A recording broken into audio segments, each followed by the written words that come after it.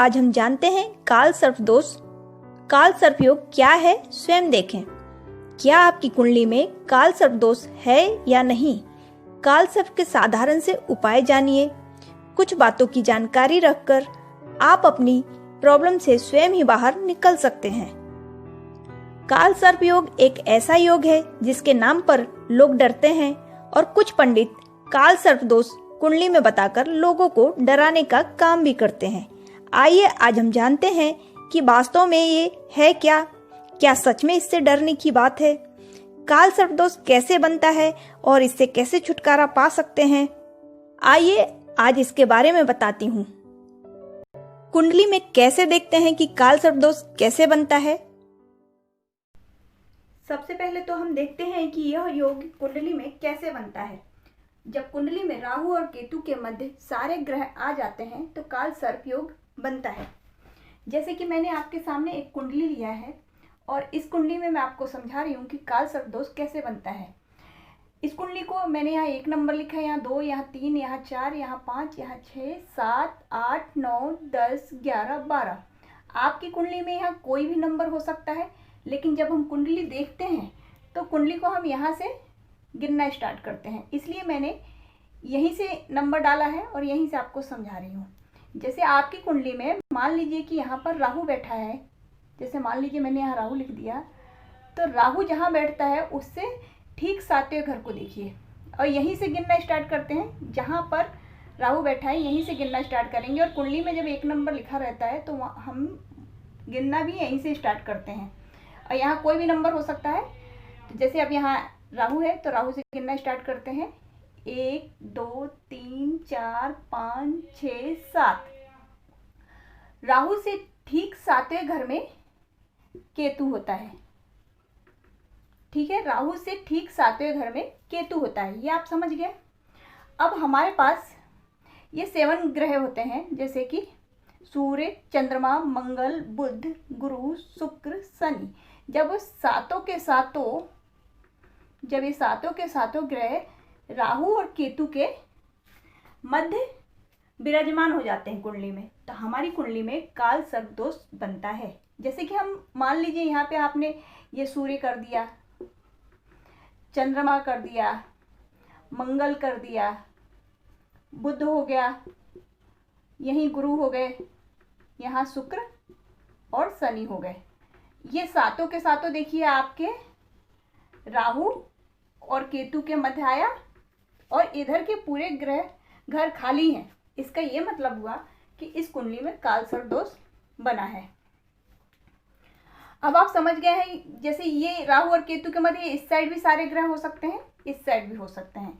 जिसकी भी कुंडली में राहु और केतु के मध्य सारे ग्रह आते हैं उसकी कुंडली में काल सर्प दोष बनता है। और राहु से ठीक 7वें घर में केतु होता है। अगर राहु यहाँ होता तो यहाँ से गिनिए 1, 2, 3, 4, 5, 6, 7, यहाँ केतु होता। मैं आपको नेक्स्ट कुंडली से और अच्छे से समझाती हूँ, आपको समझ में आएगा।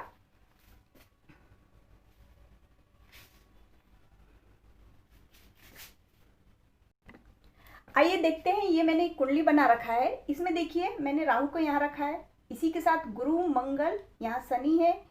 इस कुंडली में देखिए ये मैंने 3 नंबर से सबसे पहले तो बनाया, मिथुन लग्न की कुंडली है। और यहाँ राहु इस घर में बैठा है। राहु से जस्ट 7वां गिनिए, 1, 2, 3, 4, 5, 6, 7।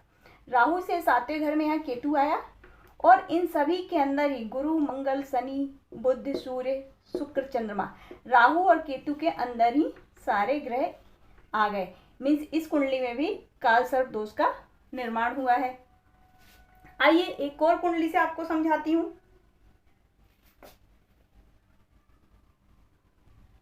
इस कुंडली में देखिए आप, इस कुंडली को भी मैंने 3 नंबर से लिया है। 3, 4, 5, 6, 7, 8, 9, 10, 11, 12, 1, 2। इस कुंडली में राहु को यहाँ दिया बैठाला है और राहु से आप 7वां घर गिनिए, 1, 2, 3, 4, 5, 6, 7, यहाँ केतु आया। राहु से जस्ट 7वें घर में केतु आया। अब इस कुंडली में देखिए शनि, मंगल, सूर्य, गुरु, चंद्रमा, बुध, शुक्र, ये सारे के सारे राहु और केतु के मध्य आया और यहाँ के पूरे के पूरे खाली दिख रहा है आपको।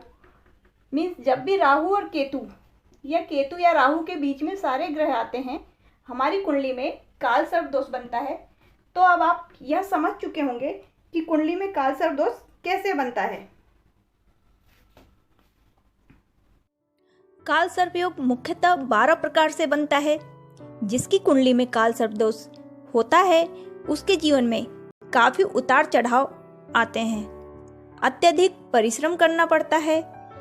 यह दोष व्यक्ति को संघर्ष करवाता है। इस योग का व्यक्ति उच्च अधिकारी होता है। अनेक संघर्षों के बाद इस योग वाला जातक यशस्वी होता है, सफल होता है।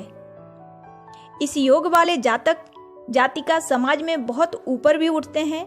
मान सम्मान, धन वैभव सब होता है। इसके साथ साथ जीवन संघर्षशील भी होता है।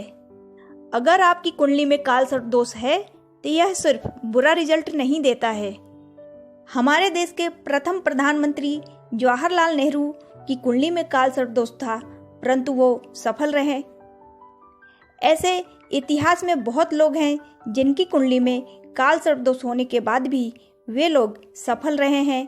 सचिन तेंदुलकर, अटल बिहारी वाजपेयी इत्यादि कई नाम हैं जिनकी कुंडली में काल सर्प दोष होने के बाद भी वो लोग सफल रहे हैं। राहु और केतु के मध्य यदि सभी ग्रह आते हैं तो ऐसा जातक परिश्रम ज्यादा करता है। किसी सफलता को पाने के लिए उस जातक को संघर्ष ज्यादा करना होता है, लेकिन परिणाम स्वरूप काल सर्प दोष का जातक जब भी अत्यधिक परिश्रम करता है तो वह स्टार बनता है, साइन भी करता है। सोना को भी तपना पड़ता है। सूर्य में रोशनी होती है तो उसमें जलन भी होता है। दिया को जलना पड़ता है तभी उसके आसपास रोशनी होती है। कहने का तात्पर्य यह है कि व्यक्ति संघर्ष तो करता है, शुरुआती दौर में परिश्रम ज्यादा, सफलता कम प्राप्त करता है, लेकिन अंततः सफल व्यक्ति होता है। उसे समाज में मान सम्मान प्राप्त होता है। आइए अब हम जानते हैं काल सर्प दोष के उपाय। यदि आपकी कुंडली में काल सर्प दोष है तो घबराएं नहीं, इसके उपाय आसानी से किए जा सकते हैं और काल सर्प दोष से होने वाले कष्टों से बचा जा सकता है। मोरपंख। मोरपंख अपने पास हमेशा रखिए। पास में भी रख सकते हैं, पर्स में रख सकते हैं। घर में मोरपंख को रखिए। सोमवार को शंकर भगवान की पूजा करें। ओम नमः शिवाय मंत्र की जाप करें। महामृत्युंजय मंत्र का भी जाप कर सकते हैं। आपको कहीं पर कोई सर्प जो मृत अवस्था में हो अगर नजर आता है तो उस सर्प को घी और कपड़ा डालकर और कपूर को डालकर उसके शरीर को जला दीजिए। मीन्स मरे हुए सांप को कहीं पर भी देखिए तो वह उसे लेकर आइए और उसे कपड़ा, घी और कपूर के साथ जला दीजिए। ऐसा आप कहीं पर भी कर सकते हैं। यही सबसे बड़ा उपाय है। सर्प एक ऐसी योनि है जो मृत्यु के बाद मोक्ष प्राप्त करता है, तो ऐसे में उसके शरीर को जलाकर आप अपने कष्टों से मुक्ति पा सकते हैं। जब सर्प को मोक्ष प्राप्त होता है तो स्वयं सोचिए आपके कष्टों का अंत कैसे नहीं होगा। वैसे यह उपाय आपको किसी ने भी अभी तक बताया नहीं होगा। मेरी मानिए, यह उपाय बस करिए और भगवान शिव पर भरोसा करके देखिए। कुछ और उपाय की जरूरत ही नहीं पड़ेगी। काल सर्प दोष को काल सर्प दोष नहीं, काल सर्प योग मानिए। यही वह रास्ता है जो मोक्ष की तरफ ले जाता है। जब आप तपेंगे तो आप में अच्छाइयां भी आएगी और सफलता भी। अगर आपने मेरे चैनल को सब्सक्राइब नहीं किया है तो सब्सक्राइब करिए। वीडियो पसंद आया है तो इस जानकारी को अन्य लोगों में शेयर करिए। यदि कोई अन्य जानकारी चाहिए तो आप मुझे कमेंट बॉक्स में कमेंट कर सकते हैं।